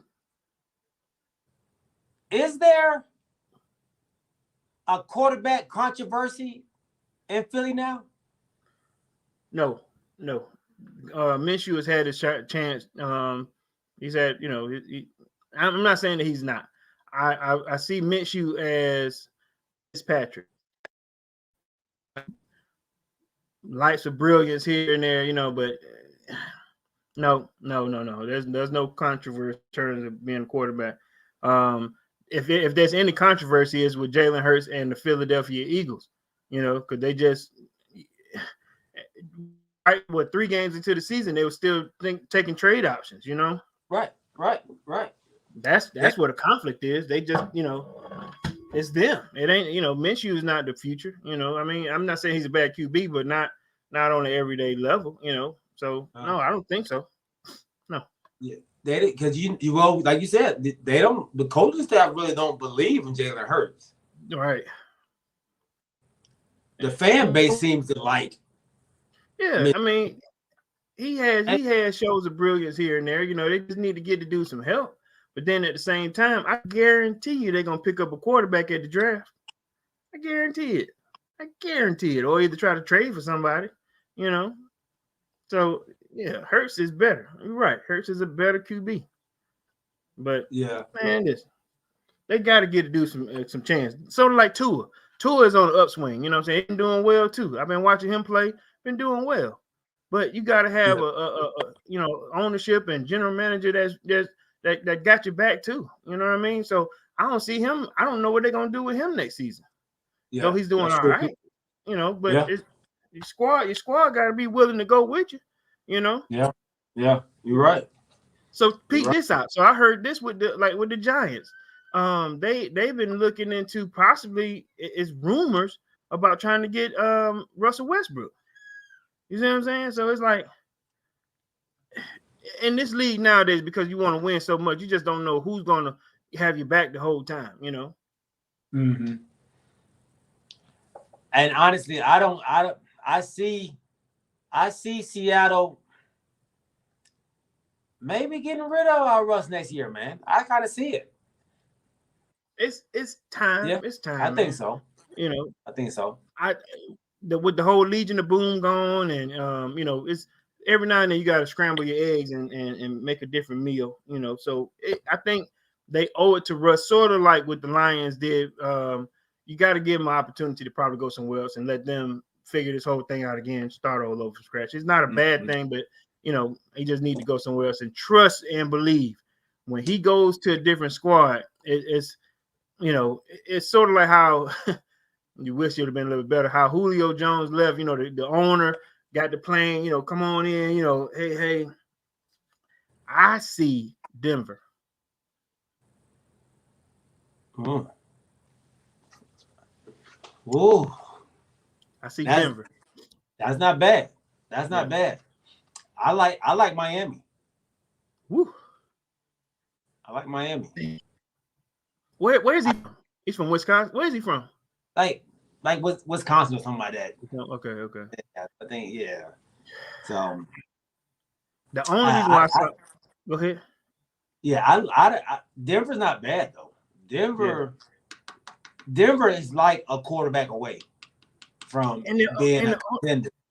And the only reason why I make it, I hate to say it like that, because Denver don't have the 100% in Bridgewater. Yeah, they don't have there. It was a controversy. He's just been doing better, but be one of those squads that has a situation set up. But yeah, man, whoever Russ picks, but then got to be somewhere like with his family and all that. You know, that makes sense. You know, I would have even hoped that he came to Atlanta, Sierra's from here. You know, but yeah, that's a hope and a prayer. You know what I'm saying? Yeah, talk to your man. Let's go home. Yeah, he y'all will have to get him an O-line. He got to go somewhere where he got an O-line. Yeah, you got to give him. Yeah, got to give him a shot. We ain't got that. Right. That, so yeah. A surprise to me in this game, the Los Angeles Chargers go into Cincinnati after play. They have been on the downslide, and Cincinnati is kind of trying to trickle its way up to I'm the best in the AFC North. Mm-hmm. And they go in there and they hand them a good little butt whooping. 41 to 42. I thought it was 20. 22. Oh, 22. I was just saying, did they come back? Okay. Yeah, 22. Yeah. So that division is so up in the air over there in Los Angeles, Kansas City, Denver, and the Raiders. Yeah. I think they have, if Kansas City loses today, they'll have 3 teams tied at 7-5. Three Okay. teams. Three. With the Las Vegas Raiders losing today, that dropped them to 6-6. But if they would have won, they would have 4 teams at 7-5. It's a bunch of teams that's roller coastery. You know what I'm saying? They'll go and beat the heck out of somebody, then lose to somebody, beat the heck out of somebody, and lose to somebody. You know, I think we had the Chargers in some high regards early in the season. You know, and then it kind of mustered up a little bit, and like right now they're kind of picking themselves back up, but you just don't know what we're gonna get right now. Like when they played the Bengals last week, the Bengals were lights out. Bengals, kicking butt. So big butt. Yeah, man. So you just don't know who you're gonna get, these days. But I like Hurt. You know what I mean? I like his play. I like his style. I like, for some strange reason, I don't watch a whole lot of Charger play, but I like when I see the dude highlights. I like when they had to do a lot of arm strength. California guy. I mean, good guy. I mean, a good quarterback, shall I say? You know what I mean? Who's the running back over there? Mixon. Oh, for no. Chargers? Yeah. Eckler. Oh, okay. Yeah, Eckler. Okay. Yeah. I mean, he's a decent running back. Eckler ain't bad, but yeah, he's not bad. What they have is they have a multitude of receivers, big receivers, with Keenan Allen, Williams, and then they got some people in the slot. I mean, they're big receivers. So he has so many weapons, man. It's kind of it's tempting to throw the ball every play because they are so big and talented. What was your surprise game today? Besides the Detroit game, because the first time I don't pick them because I've been picking them because I said they're getting closer and closer to winning, and I said I'm not doing it no more. I'm not picking them, and they win. But besides that game, to me it was the Chargers game. It was the Chargers game. I thought Cincinnati was on their way to say I'm the best, and I'm starting. I like Jamar Chase. I think Jamar Chase is going to be a star in this league, but are his drops becoming a problem? I think he had like 2 or 3 more today. Yeah, drops, and one of them for interception. I mean, he had him beat and looked it in, thought he was going for the end zone, and just tossed it back to the DB. Wait a minute, what was it? Right out his hand. What? Right out his hand, man. Right back to the DB. Interception. Interception on board road. I'm gonna have to check that one. Yeah. And it was something, man. It was something. It was definitely a surprise to me. You know what? Before I say my surprise, what I want the NFL to kind of look into changing the stat. Like that, like interceptions like that shouldn't go on the quarterback. If it touch your hands and you bobble it to somebody else, you threw that. You fumble. Yeah, you get that man a fumble or something. Right. Let me tell you, today I was watching Stafford play, man. I'm telling you, putting it on the numbers. And I watched Dak Prescott do it at the same time. A lot of time when he throw it on your numbers and you bobble it, or even my guy Matt Ryan. He's just snake bitten when it comes to that a lot of times. He'll throw it and then he looking like, that's gonna be on me. I did my part. He be having that look like you did that, but I gotta take the rap for this because you bobbled it. You know what I'm saying? Or if you think somebody's about to take that hit, put your shoulder up and then you don't try to catch it. That's on you, man. They need to change that stat. Yeah. All right. So give me this, man. AFC hunt. Playoff hunt. As far as you got Miami, you got Cleveland, you got the Raiders, you got Denver, and you have the Chargers. All in there pretty much fighting for that 6 and 7 seed. Yeah, let's see. In the AFC? Yeah, the AFC. Just the AFC. Yeah, all right. off the top of my head, New England's doing well. Tennessee. My surprise game today was Baltimore because they gave a game away to the Steelers. They lost, and Kansas City and Buffalo. Those are my 5 in the That's AFC. 5. So you got 2 more. You got these other teams: Miami, Cleveland, Las Vegas, Denver, and the Chargers fighting for them last 2 spots. All right, I'll go with these are my hope teams: Cleveland. And you said I get 2. And I like how Indianapolis is playing. I hope they have a chance. They in there. Yeah, they in there. I'm going Cleveland and Indianapolis, man. I would have said the Raiders, but I mean, I like how Indianapolis been playing too. I think they had a shutout today, didn't they? Yeah. That boy Taylor. Yeah. Right, that's funny. But yeah, I give 5 for 14, 35 yards or something like that. But then, like Miami, they're on the upswing too, though. But I got, like I said, my wife, Cleveland, and then if I had a pick, I like. Hold on. I just sent me a text that I'm off his Christmas list. Okay, I changed it, Mike. So I go with Miami.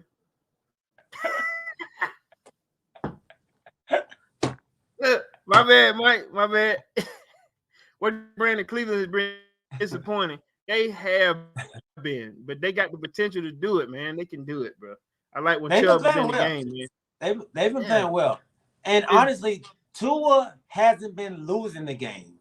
Yeah. Tua's doing just enough. I actually picked him up in one of my fantasy teams because Aaron Rodgers was out this week.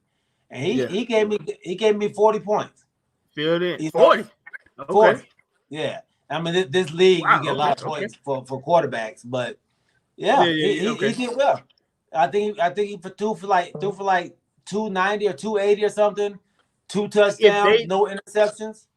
If Miami isn't looking right, I hope it's not true, but you think they're gonna keep the coach?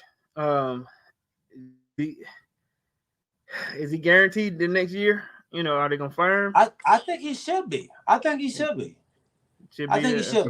He came in this year with a Tua, who are still young Tua, second year.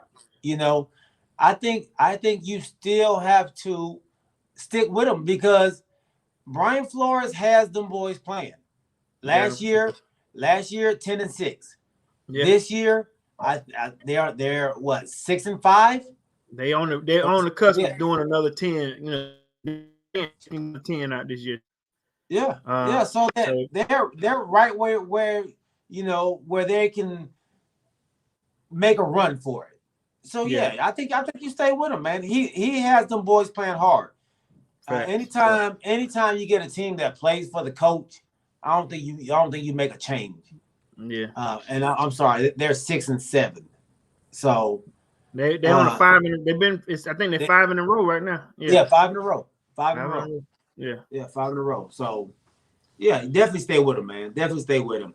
They like him out there in Miami. All right. So I'm with you, man. I'm going with Miami and definitely Indy. Definitely Indianapolis.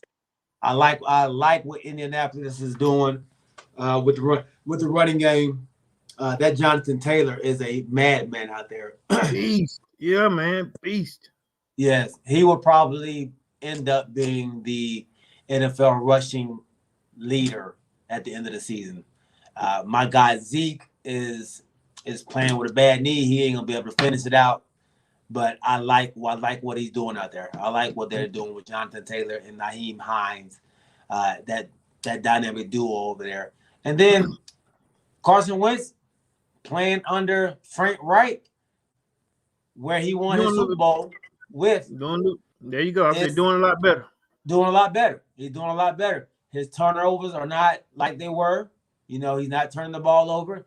And he's getting Michael Pittman Jr. the ball where he needs it. So they're looking good, man. I like what they're doing. Fair. So I'm with you on that, Brody. Brandon Buchanan said that Derrick Henry gonna be back for the playoffs.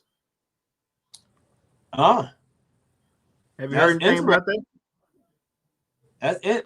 Look, they got to get there first.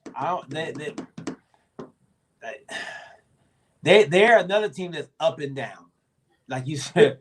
But they've been holding on. Yeah, but they've been holding on since Derrick Henry left. Now they have. They've been holding on. I think we forget about them because they had a bye this week.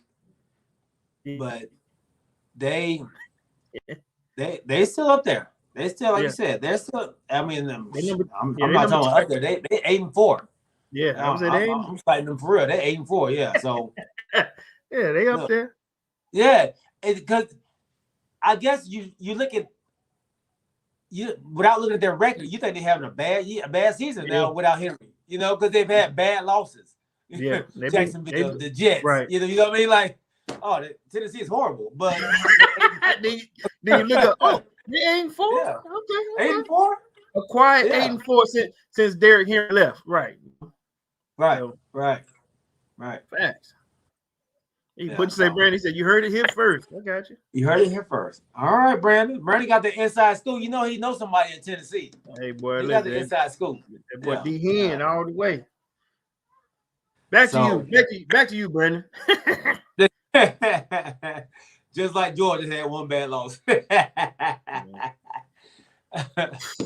me ask you this. Who you guys, we're gonna go back real quick to get who you got in this CF playoff, man, this college football playoff. I jumped on my boy's show just as a listener last night because they had a show after they won. After the Michigan won against Iowa. And who had a show?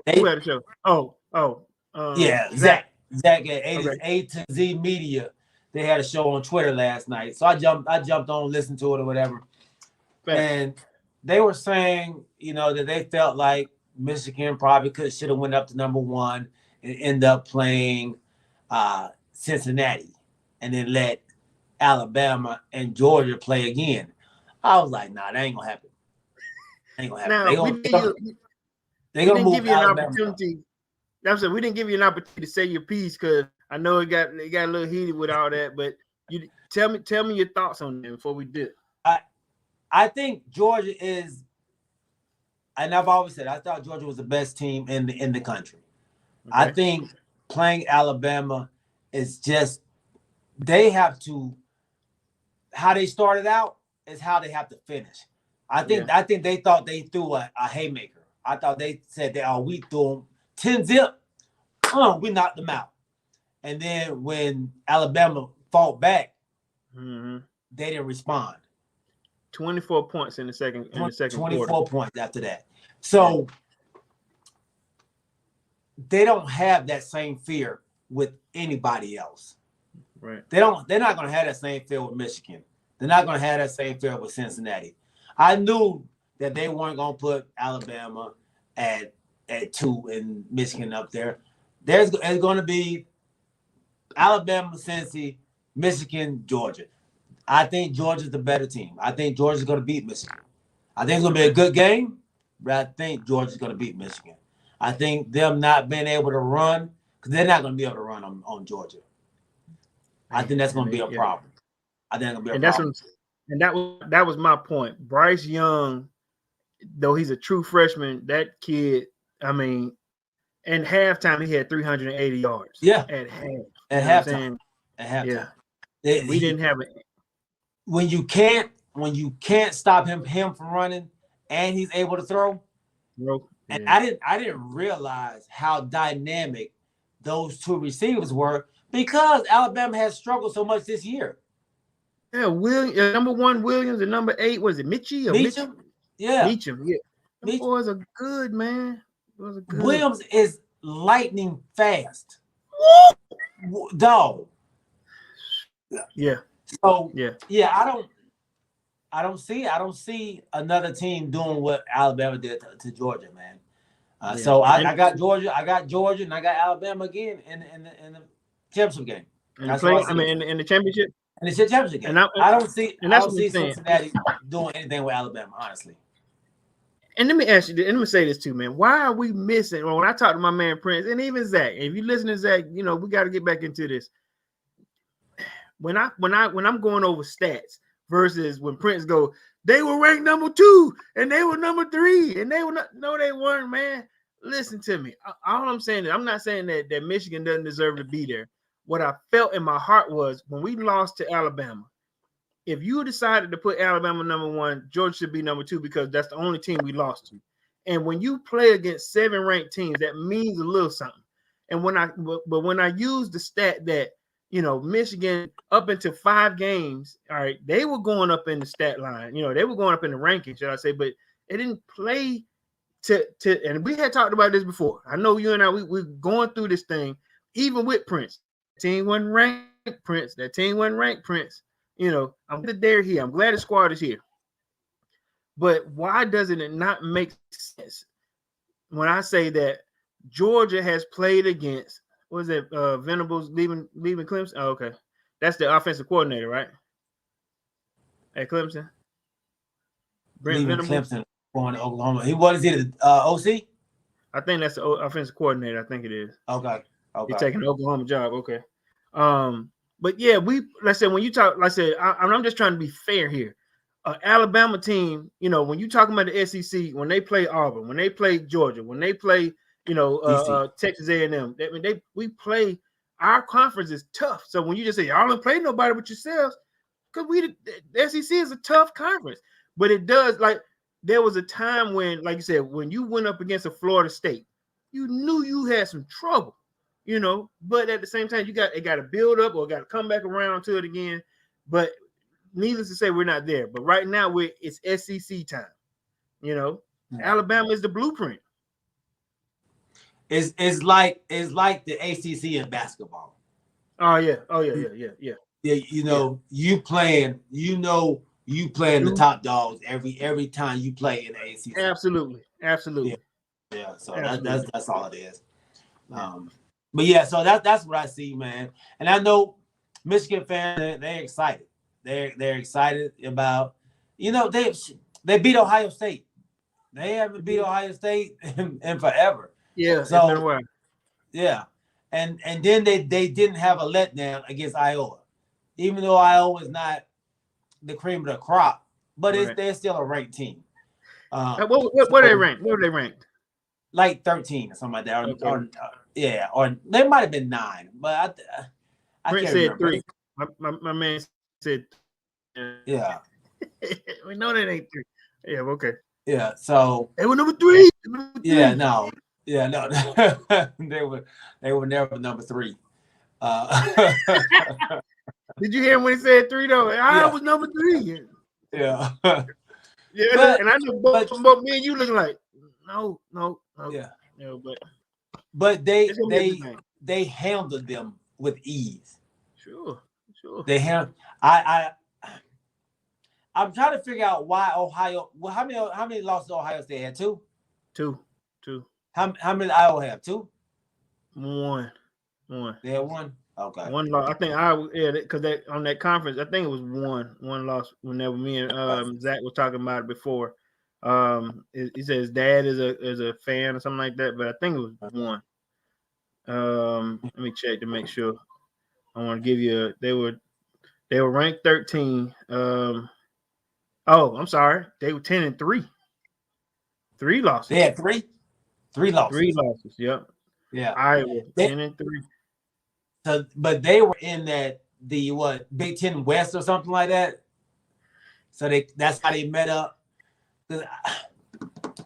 I honestly, I think a better matchup for Michigan would have been Ohio State. So while I'm looking at this, okay, so Iowa, they took their first L to Purdue. They lost to Wisconsin, and they lost to Michigan. Had been Michigan. Yeah, Michigan. Yeah. So who Ohio State lose to? Michigan and let's see. That's a good question, my brother. Let's see. Week 13. Come on, my bad. Are you good? You good? Go ahead. So they had Ohio State. All right. So I know it was early in the season. They lost to Oregon. At the time. At the time, Oregon was ranked number 2. They were 12, and Ohio State was number 3. They lost 35-28. That was the final in the fourth. Okay. Yep. Oregon. Give me Ohio State, Michigan for the Big Ten title championship game. Don't give me Iowa, but right. I don't know how Iowa was at, and they like 3 losses, but so that's weird. But yeah. So I guess at the time they had 2, so they were both at 2 losses. So yeah, give me Michigan, Ohio State every time. Yeah, man. I think it's different, man. I think that Big Ten West is different than that Big Ten over in the East, dog. I think that's where all the work get done at. In the East. Or in the West. He's in the East. Over in the East. Yeah, I guess I don't know. Yeah, with Penn State, Michigan State. Look, Iowa ain't up there. I don't know. Hey, bro. I ain't gonna lie to you. I respect them. I do, man. But listen, right now, like you said, the past 10, the SEC is the stronger conference. They like to call it the darling or whatever, but it's the strongest conference, man. Even when I feared, like I said, a Miami, a Florida State, when I feared, I ain't kind of feared Notre Dame, but when I feared those outside squads, I feared them for the coaching and then the lure of the players that they brought in. It's been a long time. I ain't gonna be honest with you and your squad. It's been a long time since I feared Florida State. Right. It's been a long time since I feared Miami. Right. It's been a long time since I feared, teams that came with it. You know what I'm saying? So, SEC has always been they call it a darling if they want to, but it's the toughest conference right now. Or it's been since I feared Oregon. I know they've been on top for a while. At least they had, they've had a few Heismans and they've had their championship runs. But Ohio State, but man, whatever, bro. Yeah. I hope we get a chance to prove them wrong, man. Yeah. Hey, December 31st. December 31st. You get to see what it is, man. SEC, Big Ten.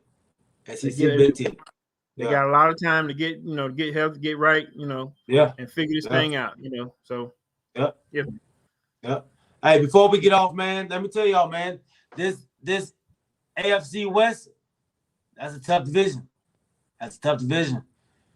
Denver giving Kansas City all they can handle right now, man. 10-3. It's 10-3. Yeah. I'm watch the rest of it before I go to work, bro. That defense is rough. It's tough. Big Ten West. Thanks, Mike Franklin. Iowa, Minnesota, Wisconsin, Purdue, Illinois, Nebraska, and Northwestern. That's Big Ten West. Yeah, that doesn't scare anybody. Look, you looked up. Yeah. Okay. Yeah. And they played and they played 3 of them teams. I think Michigan did, Yeah. Yep. New England might be the best team in the whole AFC. We will find out tomorrow. They got 6 straight. With Baltimore losing, if New England wins, they're the number 1 seed. Ooh. Yeah. All right, big homie. My dog, man. I appreciate you, Brody. I appreciate you, man. Thank you. Everybody out there, man. Episode 70 in the books, man. 70. Hey, for Zach, I appreciate you, my dog. A to Z Media Network. Go subscribe. I know a lot of you already have. Thank y'all for checking in and watching. I think we have a new subscriber or a new viewer, and I don't believe she showed her name in there today, but she said she'd be watching. She actually watched the old show on Wednesday instead of watching it live. But Miss Jones, Thank you for watching. If you're out there, we appreciate you tuning in to Talking with KPG. Remember to go to if you go go to back YouTube. and watch the old show, Me and Mrs. Jones.